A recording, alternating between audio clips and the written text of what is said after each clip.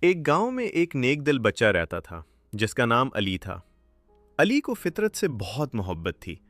وہ روزانہ اسکول سے واپس آ کر ایک بڑے درخت کے نیچے بیٹھ کر کتاب پڑھتا اور پرندوں کو دانہ ڈالتا۔ ایک دن علی نے دیکھا کہ درخت کی پتیوں میں عجیب سی چمک ہے۔ اچانک درخت سے ایک نرم آواز آئی، علی، تم نے ہمیشہ دوسروں کی مدد کی ہے، اس لیے میں تمہیں ایک تحفہ دینا چاہتا ہوں۔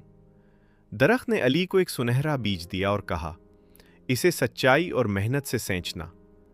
علی نے بیج کو اپنے گھر کے پاس لگایا اور روزانہ پانی دیتا رہا۔ کچھ دنوں بعد وہاں ایک خوبصورت پودا اگایا جس پر رنگ برنگے پھل لگے تھے۔ جو بھی بچہ وہ پھل کھاتا وہ خوش، سچ بولنے والا اور محنتی بن جاتا۔ علی نے وہ پھل اپنے دوستوں میں بانٹ دیے۔ جلد ہی پورا گاؤں محبت، ایمانداری اور خوشی سے بھر گیا۔ علی نے سیکھا کہ نیکی اور محنت کبھی ضائع نہیں جاتی۔ اگر آپ کو ویڈیو اچھی لگی ہو تو ویڈیو کو لائک کرو اور چینل کو سبسکرائب کرو۔